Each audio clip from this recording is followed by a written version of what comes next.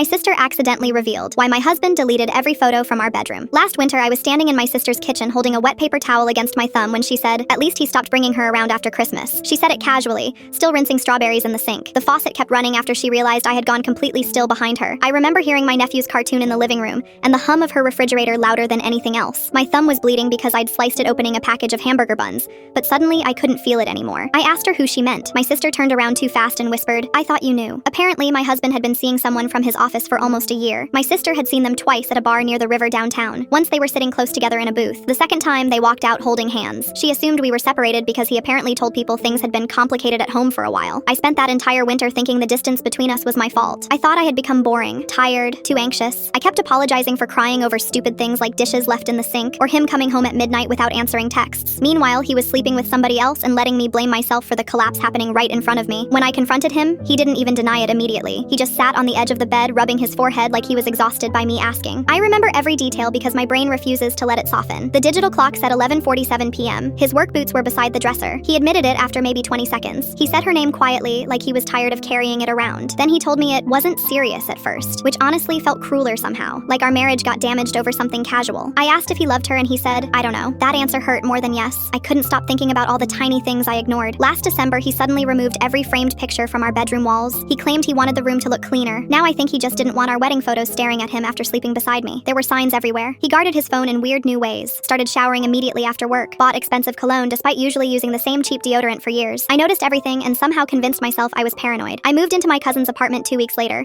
I took half the dishes, my winter coats, and the ugly lamp my grandmother gave us when we got married. Sometimes he still texts me random things. Last week he asked if I knew where we stored his passport. Yesterday he sent me a picture of our dog sleeping beside the front door. My sister keeps apologizing for not telling me sooner, but honestly I understand why she stayed quiet. I probably would have defended him back then. I was still trying so hard to keep our marriage looking normal that I ignored the reality sitting directly in front of me every night. The strangest thing is that I still miss him sometimes. Not the version that lied to me, but the ordinary version. The man who warmed my car before work during snowstorms. The one who remembered exactly how much cinnamon I liked in coffee. That's the part nobody talks about. Sometimes betrayal doesn't erase love immediately. Sometimes it just leaves it sitting there with nowhere to go.